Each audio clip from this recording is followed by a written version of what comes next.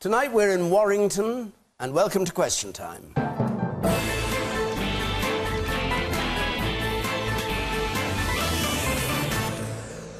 And evening all, whether you're at home or here in the audience waiting to put questions to our panel, and I'm always asked this, no, they do not know the questions in advance.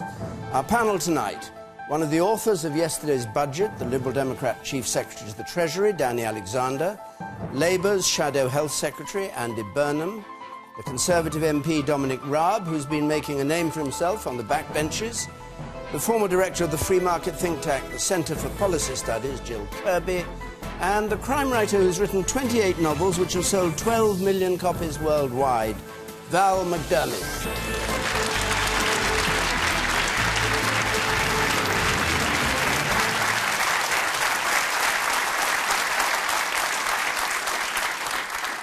And David Burgess-Joyce, your question, please. It would appear to us northern folk that the economy is being driven by the southeast. Does the panel have any idea when the rest of us will feel some of that heat? When's it going to reach here? Val McDermid. Well, it's hard to say when it will. We seem to have been saying the same thing for the last 35 years that I can remember, working and living in the northwest of England for most of that time. It does seem that there's a strong focus on what happens down in the south, and we end up with what's left over on the table. In fact, most of us who can remember the 80s remember how deeply traditional industries were cut in the north and nothing was done to replace them. And yesterday's budget certainly didn't seem to offer anything for those of us stuck out in the region. Do you think it's deliberate neglect of the north? I don't think it's deliberate. I think we just don't figure on the radar. They just don't notice. OK. Dominic Raab. Well, first of all, the recovery is going well. We've got record jobs growth. There have been, in the private sector, 1.7 million new jobs created under this government. That is double the record of a decade under Labour. And I don't accept that it's been all down in the south or in London. Up here in Warrington, for example, unemployment is down 30% since this government. There have been 2,500 new businesses between 2010 and 2012. But I do accept that we need to make sure we have a more balanced a recovery and stronger economic competitiveness across the whole country. That's what, for example, investing in shale gas, which will hopefully reap dividends right across the country. That's what things like HS2 are supposed to do. And even with this week, we've heard with the new updates on the plans that Hitachi have said that they're going to base their global rail business in the UK and build another factory in the north. So we're getting there slowly but surely. I accept the premise. In practice, we're making real progress. Right. The woman in the front here. You said it's kind of varied, but 80% of new jobs created are in London, and 4 out of 5 of them jobs are in low-paid sectors. So if only 20% of the new jobs created are coming to the north, then there is a disproportion to that, and you can't say that we're all recovering the same. We're not all in this together. The south are getting 80% more jobs than the north are. Andy Burnham, you answer her, but you're a northern MP. Do you agree with her? Well, I agree very strongly with what you've just said. I mean, my point back to Dominic would be recovery going well for who? You know, actually, you look at the figures for unemployment across the North West, they went up this week in the North West. And that is really an indictment, really. And look at the budget. The Evening Standard last night proclaimed it a budget for London. And they announced all of this new investment for these different pet schemes that MPs have been raising across London. What was there for the North, for the North West? I didn't hear it. I didn't hear the Chancellor saying it. And that's the problem we've got that you put your finger on. You know, they talk about all these jobs, more private sector jobs. How many of them are part-time? How many of them are 0 hours contracts? You know, I forever have people in my surgery saying, you know, they won't let me work more than 23 hours because they don't want to pay the extras. Or, you know, we have people who are on 0 hours contracts because, you know, they can't then find out what they're going to earn 1 week to the next. So they have no ability to plan for their life, to get on in life, get a loan, get a mortgage. And that is the reality of the economy, too much of it in the north. I just think, I've said this for many, many years, we live in a London-centric country. It remains a London-centric country. Policy is often designed for London, not for the whole country, and that has got to change.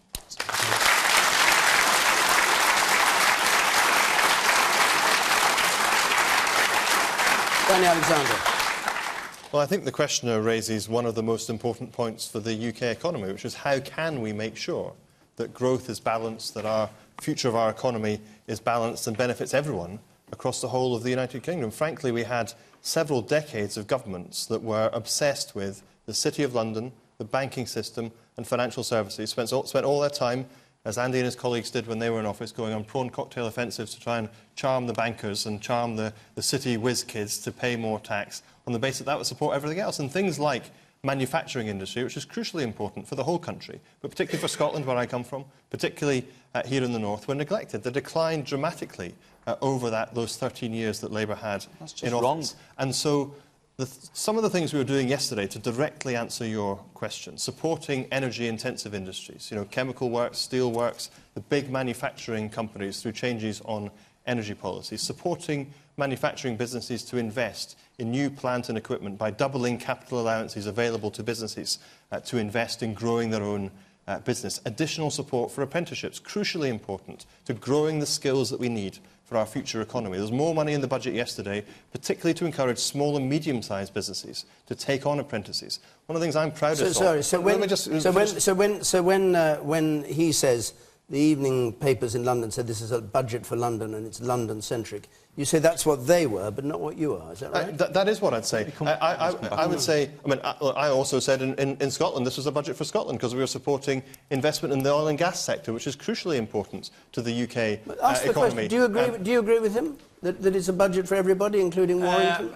I must confess, I thought the budget was OK yesterday, and it wasn't a criticism of the coalition government, who I think are doing a reasonable job. It was more around pushing people out of London into the provinces with their businesses. I mean, I used to work in HR, and I still keep an eye on all the jobs. All now seem to be advertised, even the very senior jobs.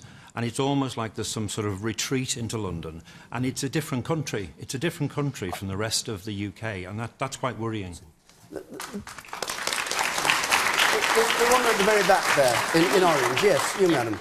Could I just ask about youth employment? You mentioned apprenticeships, but youth employment is still a big concern in the North West, certainly. I think youth employment is a big concern across the whole country.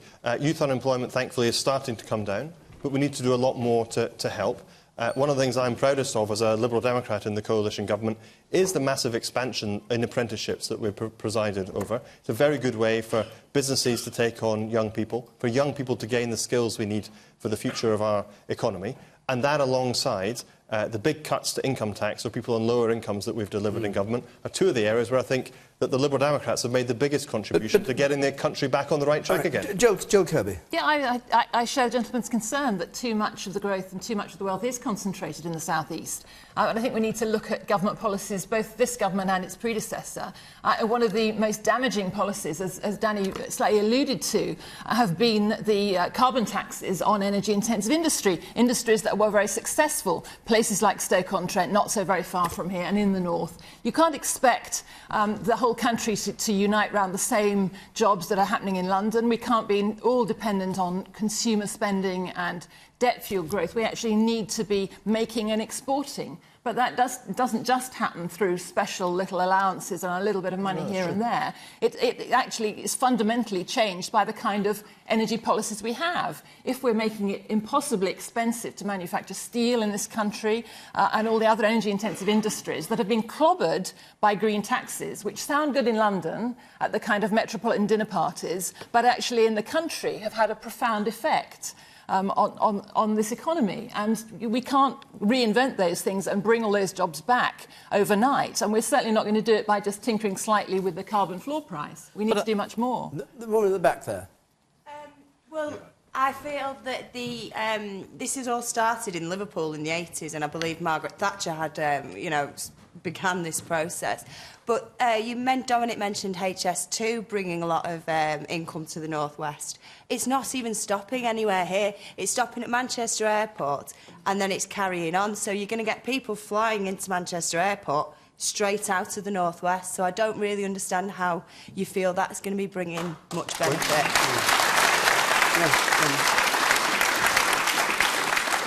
Well, just on that point, the interim report that came back from Sir David Higgins, I think it was, this week on this, said that one of the things, two key things. First of all, we need to get more value for money out of it, out of the project. I know there's concerns about that. But also, we want to bring forward the extension of Phase 1 so that it incorporates crew as a regional hub. And you're absolutely right, it can't just be sort of an elevator between north and south. It needs to be promoting greater connections between businesses and people up in the region. I'm going to take it. We've got a question on this, and we'll stick with this idea of the north-south. But let's have a question from Leanne Round, please, on HS2. Is a high-speed rail link worth the money? Is it worth the money? 50 billion or so, isn't it? Is it worth the money? And is it going to achieve what you were saying? What do you think? You for it? I'm for the principle, but we'll have to see whether it's worth the money, and we have to have, you know, there can't be a blank cheque, as Ed Balls has said. I grew up in this area, I know this area well. What I observe is that the routes south are full at the moment. The West Coast Mainland, the M6, they are full. So, you know, we can't just carry on as we are, because we won't be able to move if we carry on like this. So the principle is a good one. But the precise plan, I don't think, does maximise the benefit for the North West. I've had to ask some tough questions about HS2 because it comes right through my constituency in Lee. It causes maximum disruption, in my view, but offers us very little benefit, as the lady at the back was saying. So I have called, actually, for changes. I've said there need to be changes to maximise the benefit to all of the North West, not just to Manchester. How do you do that, though? I mean, because you're all talking about the North not benefiting. Well, David Higgins said that. Even you were saying that you got behind because of Labour, but what you've done, Jill Kirby says, is not enough. How is this part of the country going ever to catch up and balance? Is it possible it can balance with the South East and London, or is that just a pipe dream that politicians talk about and never achieve? Said there need to be changes to HS2 to improve connectivity and make it link in better with the transport. And I very much agree with that. But just to come back on what Danny said a moment ago, he said that the North went into decline in the Labour years. I fundamentally object to that. I saw Liverpool, Manchester go into massive decline in the 1980s and 1990s. I had to leave Warrington as a young man after university to get a job in the south because there was nothing here. Liverpool revived, Manchester revived, this area revived under our government. You took away the North West Development Agency, which in my view was a disastrous step and has made it much harder now for this region to go out there and win the inward investment we need. Well, I'm not here to... I'm not here to defend the record of the Tory governments. You said we did nothing. The Tory governments in the 1980s and 1990s. I agree with much of what you said about that. But look, I have to say, I think to have a Labour spokesman coming on a programme talking about the economy without recognising the mess that your party made of the economy, without recognising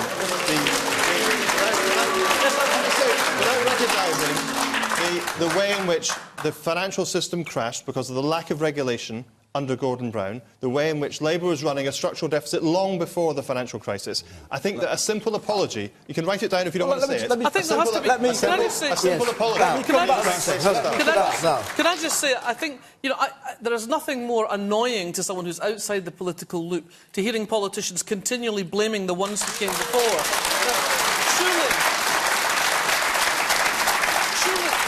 Surely there has to be some kind of statute of limitations on a big boy did it and ran away. Well, the one thing Danny doesn't... The one thing Danny won't admit is that he inherited a growing economy from us, and his government put it back into recession that's harming the North West. Let's take Val's advice and not fight the battles that are over and look ahead to the problems that this part of the world is now facing. There's a hand up there, and I don't see who it's attached to. The man there, yes, on the gangway. If you're on about HS2, why not start it at the north and go down? Is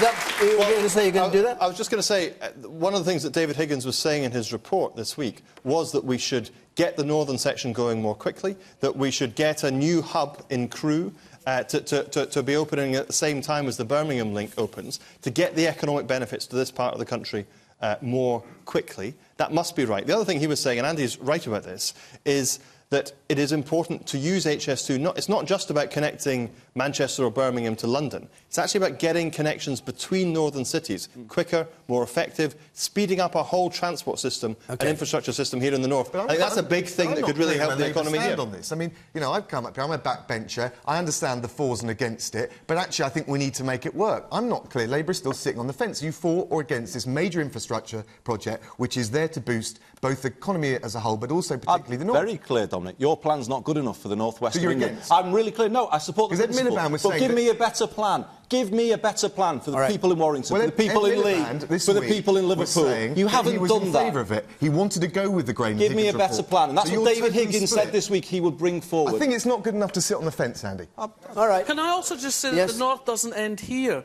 I've spent a lot of time in recent years living in Northumberland. And in Northumberland, when you say HS2 is going to the north, and they go, no, it's going to Manchester. That's right. It's like, they don't think that's the north. All right. All right. There's a whole chunk of the country north of here. That is true. Like, hello, you don't even have a motorway to Newcastle, do you? We'll move on to another aspect. Another aspect of this budget. Hang on. Another aspect of this budget. But just before we do, remember you can join in this debate right now, either texting or Twitter. Our hashtag is BBCQT, as you probably know. You can follow us at BBC Question Time. You can text comments to 83981, and the red button will tell you what others joining in the argument are saying. But this is another aspect of the budget before we leave the budget. Catherine Whitley, please. Catherine Whitley. Is the Chancellor right to trust pensioners not to blow their pension pot, or will they spend it on booze, bingo and buy-to-let?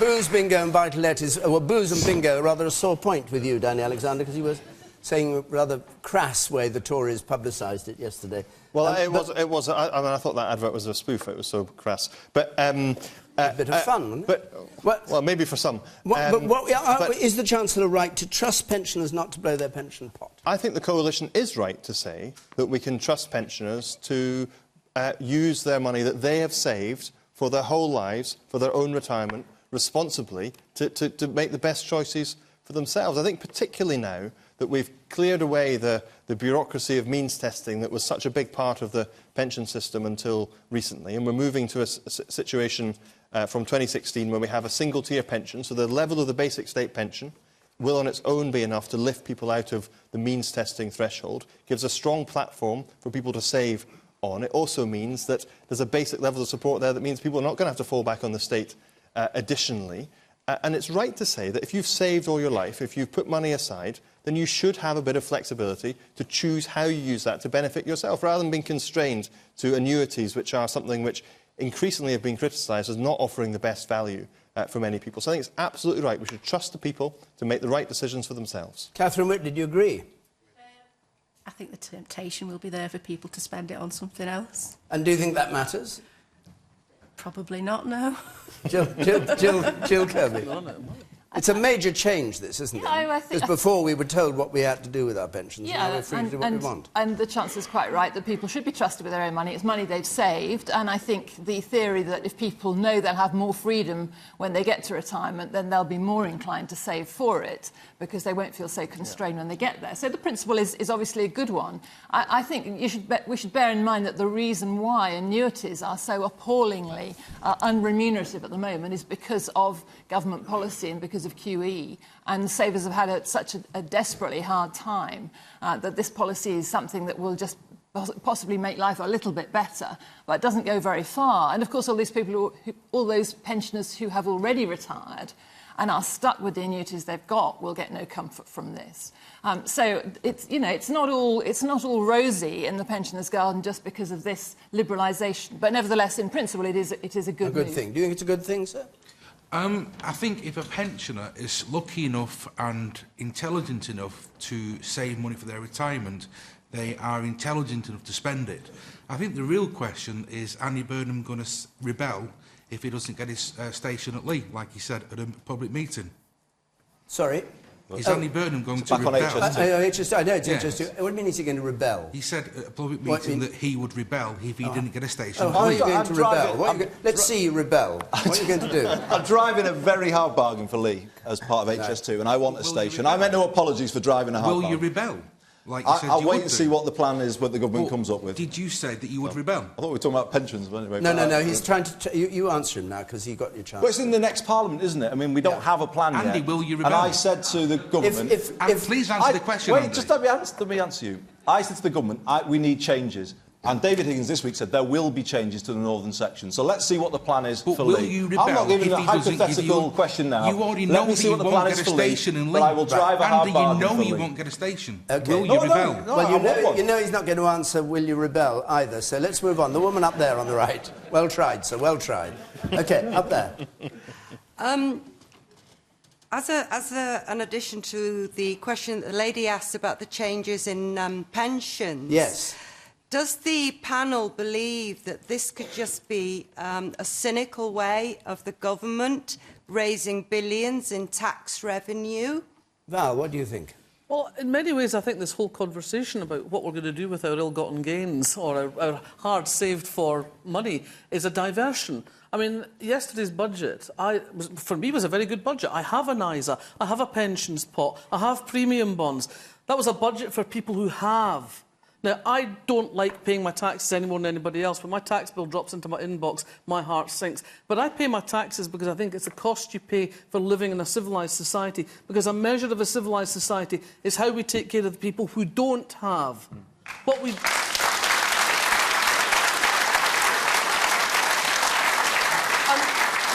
all this conversation about are we going to spend our pension pots on Ferraris or holidays, or are we going to pay off our mortgages, or are we going to be sensible, are we going to invest it?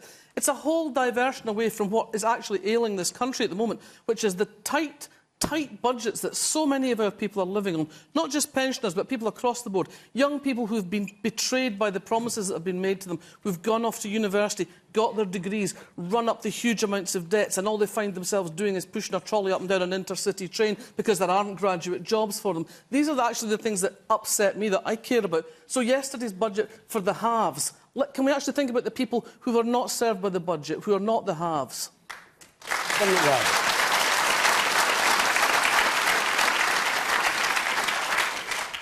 Well, on Val's point, the first most important thing, if you're the most vulnerable in our society, the unemployed. And so creating new jobs, and 1.7 million new jobs created in the private sector, is absolutely critical, not just some bean-counting economic exercise. It's for the economically most vulnerable. I would also point out that if the changes we're making, and some of them have been difficult, and I know from my own experience some people are really struggling with the cost of living, but the fact of the matter is, the raw fact of the matter is, elderly poverty, child poverty, fuel poverty, overall inequality, believe it or not, under the statistics, the objective statistics, is lower now than it was under Labour. Now, I want to pick up, if I may, just on the point about savings. We all talk about government spending and government debt. Household debt, private debt in this country, is bigger as a proportion of GDP than government debt. And so there's actually been a raft of measures in this budget to encourage saving. A whole range of things, from a pensioner bond to scrapping the 10p rate of saving for low earners. And I think that's incredibly important. Saving is one of the economic virtues in an economy. But when you get to the end and you've worked hard and you've done the right thing and you've saved, of course people should be able to have the freedom to spend that money how they want to. And the idea that we suddenly jump in and start bossing them around at that stage and have such rigidity in the system that they can only go down the annuity route is crazy. Okay. When people do the right things, they should have the freedom to spend the money as they see fit. You said in the middle there, at the back. Yes, second row from back, then I come to you. Yes. I'd just like to raise a point that the budget provided nothing for young people at all, and the legacy of this government will be a lost generation. The first thing this Tory-led government did was cut youth services and career services, the future, and you burnt the bridge for young people getting into employment straight away with that. I keep on hearing tonight that the economy is in recovery, so can you tell me why the rise for food banks is just so high? Can I address the question about young people? Yes, and hers too. We'll answer the food banks first before we forget it, and then his point about young people. Well, we are seeing an increase in the rise in food banks in a whole range of developing countries. Actually, in Germany, in Canada, in those countries, you're seeing... It's always someone else. You're seeing a much greater use of food banks. But, of course, there are people who are having to rely on food banks. That's for a whole range of reasons. In some cases, it's because people's benefit payments are being delayed. In other cases, it's because people are out of work. There's a whole range of circumstances. Yeah. That's why we are working so hard to help create more jobs in this country. Actually, the answer to the point of the young man at the back about young people a number of things. Firstly, creating jobs in this country. Over 1.6 million jobs created since 2010. big expansion in apprenticeships to make sure there's a bigger range of options for young people to get the skills and the employment they need. We're taking away national insurance from employers who employ under 21s to make it more attractive for employers to take on young people to work. We're cutting income tax for people who pay tax at the basic rate, lifting the tax threshold to £10,500, a tax cut worth £800 to 25 million working people in this country, delivered because of the Liberal Democrats in government, which is helping to make work pay better, particularly for people on low-paid work. So I think there's a lot in this budget precisely to answer the question that you raised, sir. There you are, Andy Burnham. What do you say to that? You've got all the answers. Well, I can't believe what we've just heard, because to listen to the Chancellor yesterday and to Danny now, you'd think that the biggest problem we all have is where we invest our spare cash that we've got left over, the savings that we've got. You know, they didn't mention the cost of living once. The Chancellor didn't mention it. It doesn't appear in the budget statements. The biggest problem we've got is people just keeping their heads above water, isn't it? Making ends meet, feeding the kids properly. That is what is happening right now. And this budget was totally silent on that. As the gentleman said, nothing to say to the 900,000 young people who can't find a job. Nothing to say to the proud people reduced to using food banks. Mothers coming in with health problems and they're feeding their children. They've not ate for 3 days. I mean, that's the point. They had nothing to say on these issues. Right. Nothing to people in part-time jobs. And the thing I just want to finish off by saying is, this is the week when Oxfam said that 5 families in this country have more wealth between them than the bottom 20%. Yeah. And the IFS have said today that the people who've been hardest hit by all of their budgets, outside of the top 10% are the bottom 10%. Yeah. Right. Now, that is just one final point on this. That is outrageous, and this is what you get when you get budgets. When you get budgets written by, as Michael Gove said, public schoolboys. Public schoolboys have no idea what life is like for ordinary people in Warrington and elsewhere. Okay. So it's a class matter, Dominic. When we get on to Eton, we always know there's absolutely nothing of substance coming from Michael the Labour Gove said it. Yeah. But Michael Gove said it. Can I try and answer the lady? Can I answer the lady's question? I opened a food bank in Cobham, which is a well-off village in one of the most affluent parts of the country. So this is affecting, cost of living is affecting everyone across the country. Right. The Trussell Trust is the national coordinator or the number one national coordinator for the food banks. And they say that the 2 biggest causes of rising demand for food banks are global food prices and energy prices. Now, there's not a huge amount you can do about global markets, but there is something you can do. Politicians don't get off the hook that easy. So, for example, in this country, about £400 goes on the average family's annual food bill from agricultural subsidies. That's why the Conservatives want to reform the Common Agricultural Policy in the EU.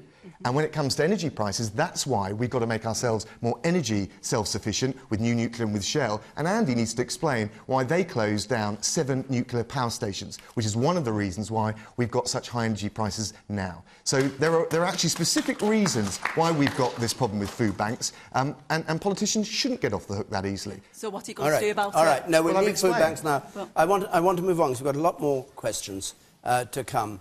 But I don't want the moment to pass without drawing your attention, in case you missed it, to Ed Balls' new euphemism for death when he was talking about pensions. He said, when retirement comes to an end. Did you hear him say this? I didn't hear it. When retirement comes to an end. That's what happens now. Right, now look, we'll break away entirely from this. I'm sure it may come up again in some other form, but let's go to another question. This is from Susan Wright, please. Susan Wright. Are we witnessing the dawn of a new Cold War with Russia as a result of imposing sanctions against them? Jill Kirby, is it a new Cold War we're facing with Russia? Yes, I think we might even be going further back than that. I think, actually, everyone's been rather brought up short by the fact that things that used to happen and used to provoke wars going back some way now can happen again. Countries can annex another country. Russia can move in on the Crimea. And there's nothing very much that the US or the EU seems to be able to do about it. And we're left looking rather kind of empty in our rhetoric. And Putin is clearly aware there's nothing very much we can do to follow Why through. do you say there's nothing that we can do? Well, we have a sanctions war with them. It's not going to do Russia any more harm than it'll do the rest of us. Europe is terrified of a sanctions war with Russia because Germany is dependent for nearly half of its energy on Russia. We're slightly less dependent. Countries like Cyprus and Greece are rather dependent on Russian money at the moment to bail out. They've bought quite a lot of their debt. We don't have any prospect, I think, of having any kind of combined EU policy on how to deal with this, and I don't think we're going to be able to do very much about it. But I think it's a reflection of a long period of rather empty foreign policy in this country, and indeed the Obama approach to foreign policy, which is to talk big but actually have very limited ability to do anything about it. Right. We need to think about these things when we have our defence reviews, rather than just assume you don't have kind of old-fashioned war anymore. We have to wonder whether it might be possible for Russia to expand its ambitions further, and whether we're being a little bit complacent in assuming that by forbidding somebody to come to the G8, that will be enough to halt Putin's advance. I don't think it is, and I think we need to really reassess what we've been doing and the signals we've been giving, actually, in our foreign policy by threatening to get involved in Syria but knowing we really can't and backing off. Putin saw that and he drew his own conclusions. So, no, I think it's potentially very serious, but I think it should be a very sharp reminder to the US, to the EU in particular, and to Britain, that to go grandstanding on a world stage when you've no ability to follow through, very limited capacity to do anything about it, is perhaps not wise, and indeed could be quite destabilising. Val McDermid, the former Conservative Foreign Secretary said that the EU's reaction was pathetic and feeble. Do you agree with that? Do you think the government's doing the EU and the government's doing the right thing? I'm not sure. I really don't know what the answer is here. I think there are very limited options, but I think one of the things that is something we should not be doing is just going down the knee-jerk reaction of just saying this is the Cold War all over again. I think this is much more complicated than that. I think the geopolitics of this are more complicated than that. I think part of it is a hangover from the Soviet system, where the Russians put their own level of people into all the Soviet republics to run them for Mother Russia. Those people got left behind after the fall of communism. They now find themselves under pressure culturally and politically in the countries where they got left behind, as it were. And I think some of this is a turning to Putin to say, you're the strong man, stop us being swamped culturally, do something for us. What should our reaction be to that? I think it's not just a land grab, and I think we have to find a different way of approaching this. And I'm not sure what it is. You know, I'm not a politician. I don't know what the answers to this are. But I think it's more than just saying, let's do these sanctions, let's just do it like we've always done it. I think maybe the Balkan situation, the way we resolve the Balkans, might show us a different way of coming at this, though I'm not sure what it would be. Kosovo? Maybe not that one. In the second row, the man from the back. You, sir. Yes, well, I do think it's pathetic and feeble. And I think that if the UK government don't intervene, it's going to have a destabilising impact in the Baltic. I served sort of 22 years, and obviously that's what I believe. But what would you do? Andy Burnham, what would you do? Well, I think Val's right. It's more complicated, isn't it, I think, than going back to the Cold War, because it seems to me that Putin's trying to have it both ways. He wants to strut the world stage at the Sochi Games, you know, getting the respect, supposedly, of the international community for hosting that. And then days later, he wants to invade the sovereign territory of a neighbouring country, and he can't have it both ways. I think he is trying to call everyone's bluff, isn't he? You know, he's kind of saying, well, take me on if you dare. But I think, you know, I welcome what Obama has said today. I think the Obama foreign policy is a big improvement, actually, on his predecessor, and he is toughening the rhetoric, and I think that's a good thing. The thing I just put out would be this. You know, we've had the Sochi Winter Olympics. 2018 we're supposedly all going to the World Cup in Russia. Now, you know, are we comfortable with that idea? You know, let's do something that actually the ordinary Russian on the street will understand. I mean, I can't see how we should all now just say, "Oh, that's cancelling the World Cup going to make a difference?" I'm just saying we have to, on every level, we have to send a different message, and we have to be prepared to take him on. And I would say it's FIFA's decision, but I think they need to revisit that, because he can't pretend that he's a part of the club, he's strutting the world stage, and then taking steps like this that fundamentally are in violation of international law. You said that. Yes, we are part of NATO. NATO was set up to stop Russian expansionism, and I haven't heard NATO mentioned by any politicians whatsoever. We just seem to want to use economic sanctions. If we pulled together as NATO and maybe invited Ukraine to join us, Russia would stop immediately. Danny Alexander, do you want to answer that point? Hold on, you haven't got a microphone with you. Just wait a second. Danny Alexander.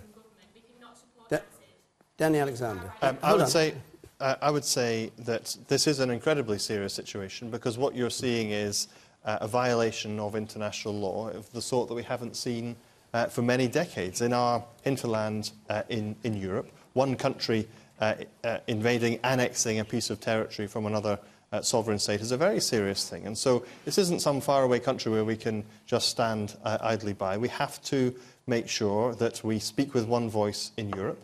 That is, of course, difficult sometimes because you've got 28 different countries that you've got to pull together. But we as Britain alone do not have the influence by ourselves to change this. But the European Union is Russia's major trading partner. It's a major customer for their energy industry. I think the sanctions that the Americans have put in place today, the further sanctions, is very welcome. There's a European summit going on at the moment where... But what would you like to see happen? Well, let me just what would you like to see Europe do? Because at the moment, as you know, the reaction from Moscow to these things is just they treat them as a joke. Well, cause of irony and sarcasm. And Putin's advisor said the only thing interests me about America, Ginsburg and Jackson Pollock, and I don't really care if I'm not able to go there. I mean, you know, they're just saying... Well, I don't know about Ginsburg and Jackson Pollock, but what's on the agenda at the European Council tonight and tomorrow is a stiffening of European sanctions, more embargoes against individuals, more asset freezes. But look, I think that we do actually have to take on Jill's point, potentially move to targeting the economic relationship. Because in the end, Russia's economy is very heavily dependent on trade with Europe, on exports to Europe and so on. And I think if we're going to move to the next stage, if the stages of sanctions we've seen so far haven't been effective, then we will need to move to more targeted economic and trade measures. That might hurt us, but it will hurt the Russians much more. And I think send a very strong message that what they're doing, violating international law, simply cannot be acceptable to anyone who believes in the rule of law in this world. But do you seriously think, Danny, that Europe can agree on a common policy in that regard? Because there are 28 different interests going on there. Doesn't it demonstrate the limitations of actually trying to work with Europe and have a common foreign policy? I think it does. I think that Europe actually has a very strong common interest in the rule of international law. Absolutely. We can't say that international law stops at the boundaries of the European Union. That would be to go back to a 19th century way of operating. So does that mean the European Defence Force will move in? And I think, therefore, we have to work very hard to get agreement at a European level. That's what we're doing at the European Council today. We've seen strong signals from the Germans, from the French and so on, that we're willing to move to the next stage. We've agreed at a European level a staged approach to escalating sanctions, and we need to make sure that we follow through on that. Do you see it, as the questioner said, do you see it as the dawn of a new Cold War? No, I agree with Val. I don't think I think you can express it as simplistically as that, but I do think it is one of the biggest challenges for a framework of international law and regulation that we've ever seen. The answer to the lady's question is we don't know. Is Putin just going for a slice of Crimea to play to domestic consumption at home? He's actually rather weak internally at the moment, or is this part of a wider agenda? Either way, I agree with Sir Malcolm Rifkind. I think the EU's response has been soporific at best, indecisive and not nearly with enough teeth. I think we should have been kicking Russia out of the G8, also out of the Council of Europe, or at least suspending them, and the sanctions should have been tougher with the threat, you know, a week ago of trade sanctions if they go any further. But I also think you've got to know how you get out of this crisis, not just how you get into it. And actually, Russia has got a point about Ukraine.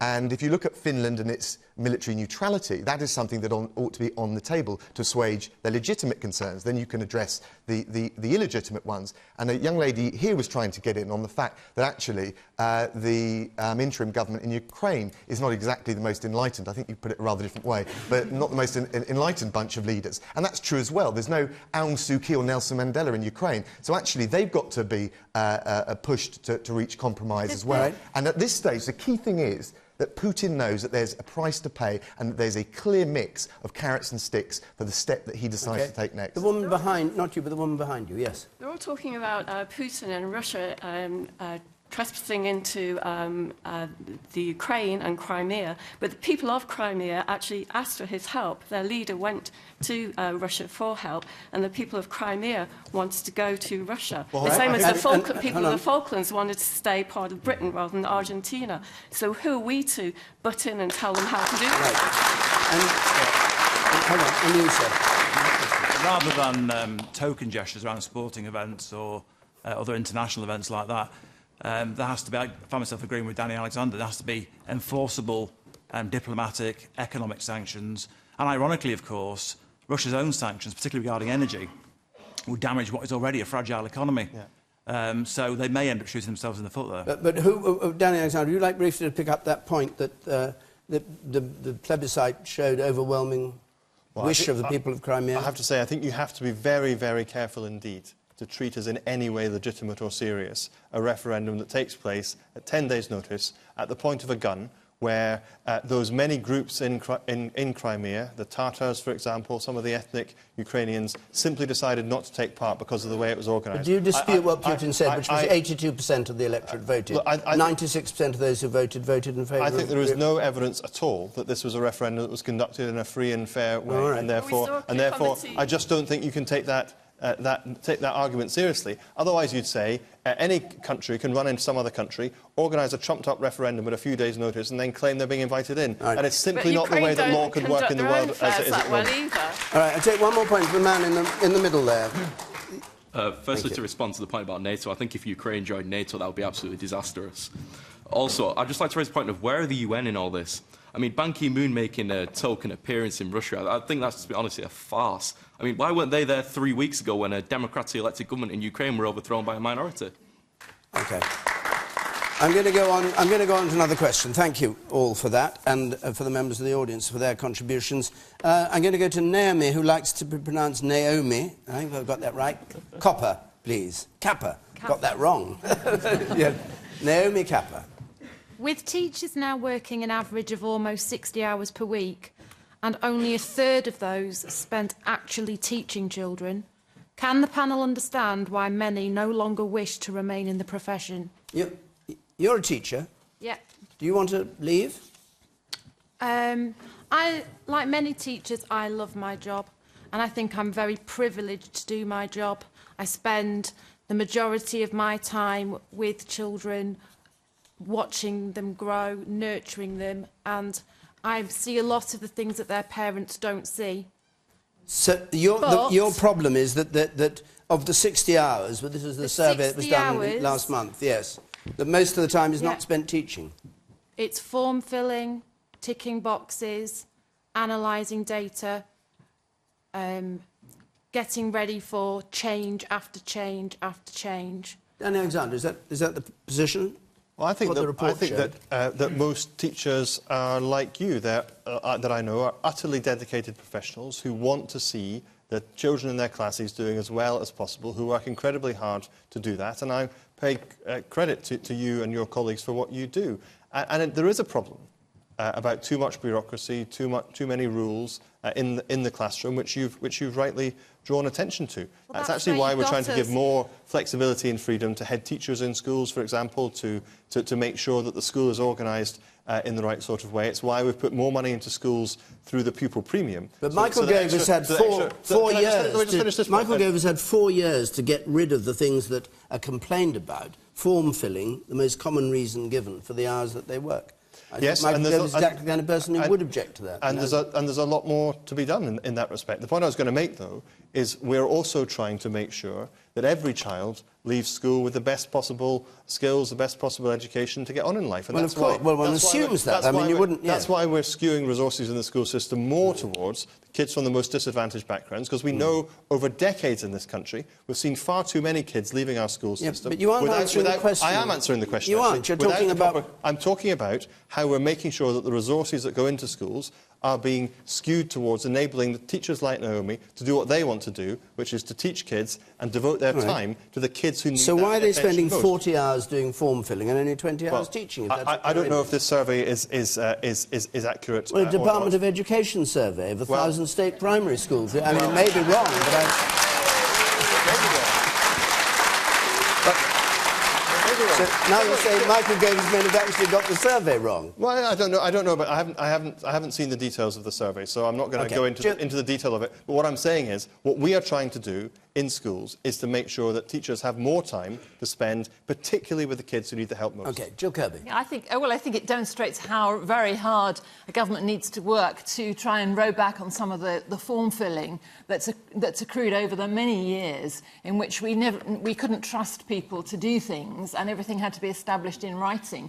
I think Michael Gove has made some moves in the right direction by giving more independence to schools, but I think that actually the coalition for a Liberal-Conservative combination, which ought to be more liberalising, has been quite frightened of getting rid of a lot of CRB checks, for example, databases and so on, without which nobody's trusted to actually do anything. So amongst not only teachers but social workers and many public servants, the compulsion to write it all down, have enormous forms to fill in about a 3-year-old and their school readiness before you hand them on from a preschool to primary school, is completely out of hand and has driven many good teachers and many good early years workers away from the profession. So that I think Michael Gove has tried to move roughly in the right direction, although actually Elizabeth Truss, the Childcare Minister's obsession with documenting what happens in the very early years has meant there's still a lot of paperwork going on there. But I think we must become, as a nation, less reliant on having everything written down and everything on a database, and less willing to let people trust each other and form an understanding of a child's needs and use their common sense rather than have everything tabulated and everything to pass a set of regulations. OK. Do you agree with the point Jill Kirby made?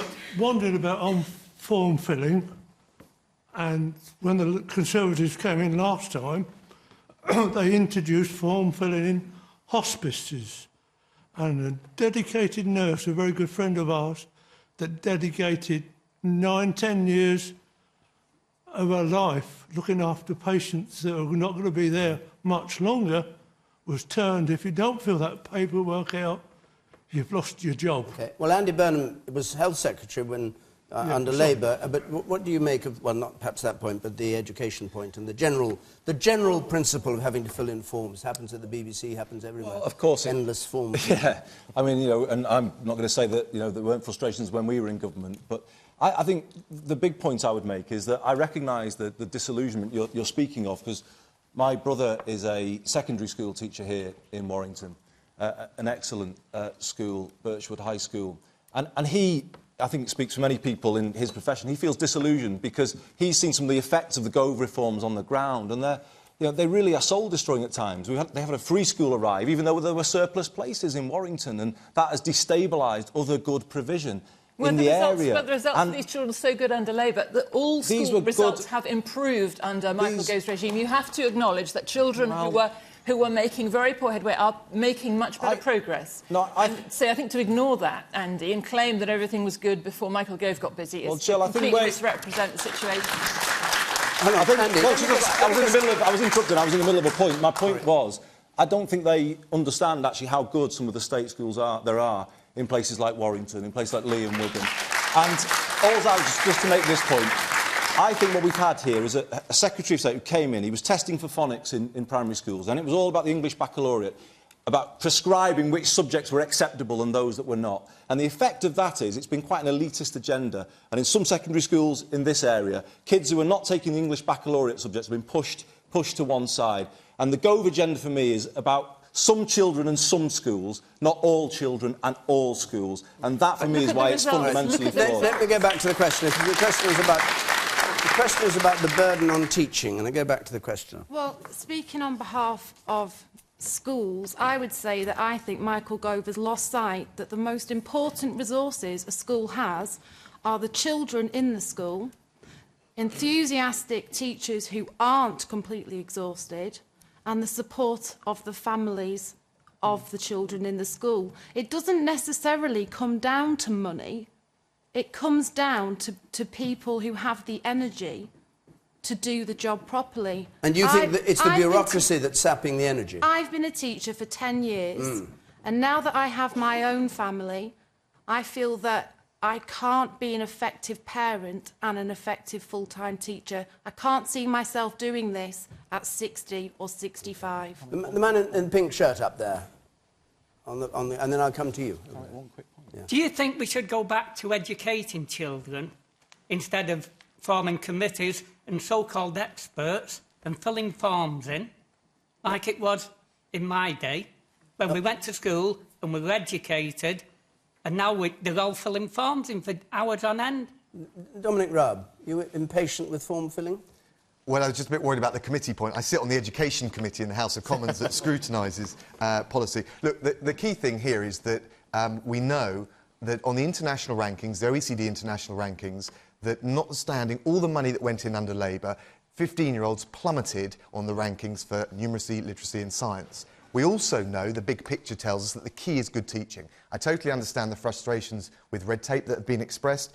We're trying to bring in reforms like performance-related pay, which will encourage the best teachers and really incentivise them and make them feel properly rewarded. But we know... Sorry, can I finish the point? We know that money is not the key thing. Teachers don't teach for the excellent wages. You should know that. Yeah.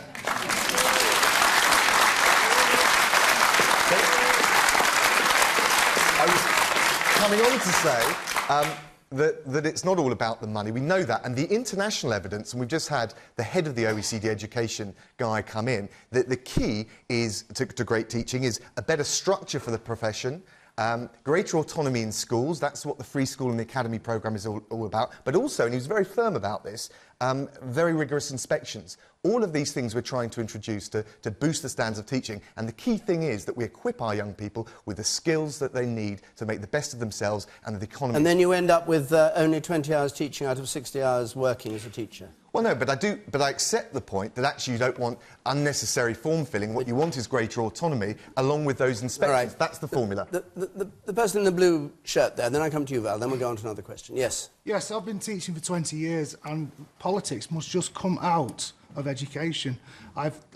Heaven knows how many education secretaries I've seen come and go, but they want to promote their careers, so they have to bring a new idea in each time. And we are, as teachers, have to deal with those ideas. So you're very cynical about secretaries of state for education. Just let teachers teach. That's all we want. All right. Val McDermid, just let teachers teach. Like the man up there said, we just went to school and we got taught. That, in essence, is what I was about to say. Your point there. People who have the gift for teaching do not necessarily have a gift for administration. People who have a gift for administration do not necessarily have any gift for teaching in the classroom. So why is it that we expect people who have a skill for teaching also to have the same skill for administration? Why can't we actually separate these functions? Some administration is obviously necessary, so give that to people who like filling in forms and like doing assessments, and let the teachers who can teach, who have a gift for dealing with pupils in the classroom, let them teach, let them do what they're best at. It always seems to me that you get the best results out of people when you actually let them exercise their talents and their skills to the maximum. Very brief point. Very, very brief, because I want to get the last question. I think that's a really, really important point. I think there's a contradiction here, isn't there? Mr Gove is piling bureaucracy on some schools, measuring everything that they do, but then to free schools he's saying, oh, you can employ unqualified teachers and you can opt out of the national curriculum. You know, that just doesn't seem to be right to me. There's a real contradiction at the heart of government education. U-turn and said that they're going to accept the free school and academies, or are you U-turning on the U-turn now? All right, but can I just make one... Very, very quickly, please. I really think that the point that says we should somehow idealise the past of our education system isn't right. If you look around the world, if you look at... Mr Gove is doing. We shouldn't be saying things were all better 20, 30, 40 years ago. We should be looking at what other countries around the world are doing. You look at the education system in some other European countries, you look at the education system in South Korea, we're teaching people more languages than we teach in this country, teaching people more about how to use you'd make a very quick point, and I think you've made it. Right, thank you very much. James Waring, please. Is it time the BBC reviewed its licence policy, as suggested by Noel Edmonds this week? Noel Edmonds this week said the BBC is sleepwalking into a disaster. The licence fee is no longer appropriate, and it should be got rid of. And he wants to buy the BBC. I don't know where he's going to get the money for that from. But anyway, Dominic Raab. Licence fee, I think 100 and whatever it is, £45? I think with the move towards taking more of those services online, I think there's an inherent problem. And I think inevitably, over the long term, they're going to have to move to a subscription model. I think the key thing for me would be that with the Beeb, you still have a public subsidy to fill that that sort of quality television and radio gap that otherwise you wouldn't get in the marketplace. I still think there's a real need for that and an important case for protecting it. But the BBC, just like everyone else, has got to move with the times. How quickly it will happen, how contentious it will be, I'm not sure. But I think it's almost inevitable. OK. You sit up there.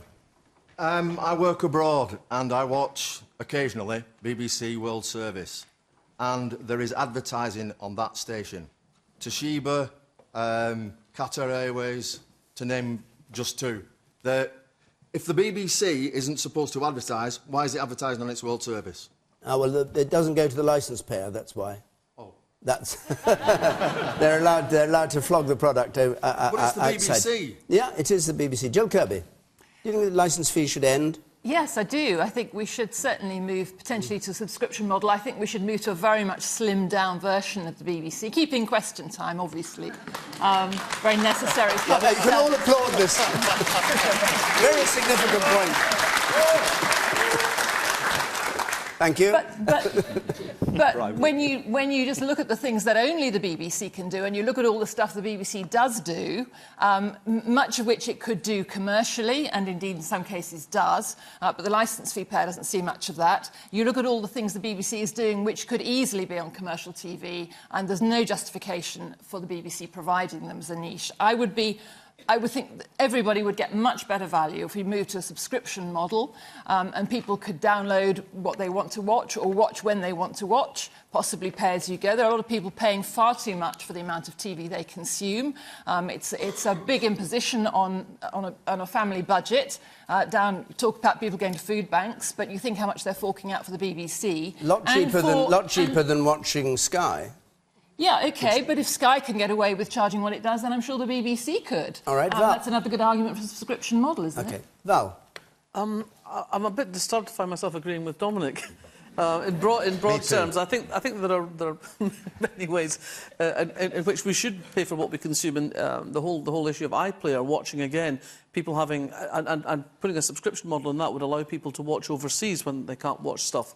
But I do think there needs to be some kind of safeguarding the core functions of public service broadcasting, which a commercial broadcaster will not do. There isn't a single commercial broadcaster in this country, or I think pretty much anywhere else, who does the kind of things at the core of what the BBC does in terms of its public service broadcasting. To cut to the chase, do you think everybody who has a television set should still, after this, in this next period when the Charter comes up, still be compelled to pay a sum of money to the BBC to keep it going, or risk being taken to court? I think there needs to be another way of doing it, and I think it may well be that it comes out of general taxation, so that everybody who consumes it, and however we consume it, put something into it. We have 60 seconds left for your answers. To Noel Edmonds, I'd say no deal. I think that we need to...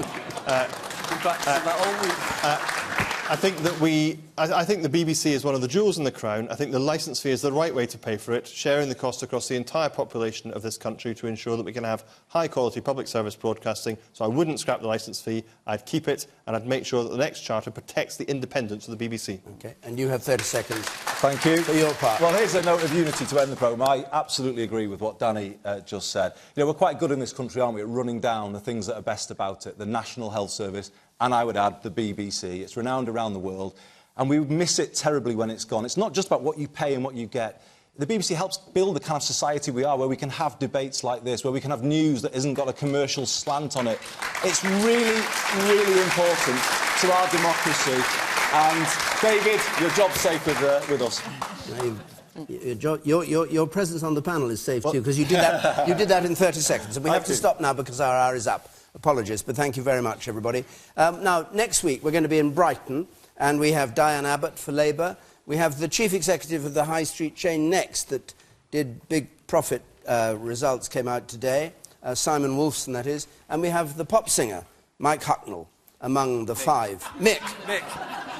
Get with it. No, I know him. I mean, he's an old one as well, you should know. Yeah, he is, I know.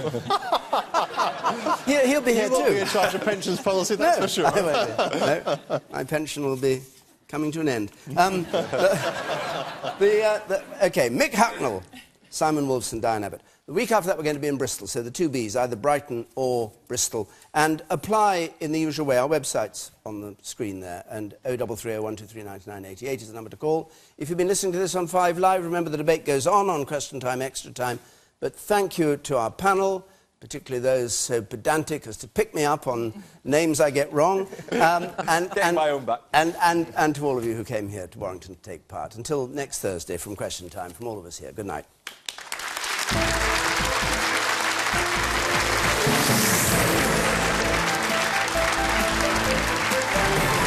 Stephen Nolan and John Pinar continue the debate over on BBC Radio 5 Live now. Next tonight here on BBC One, This Week.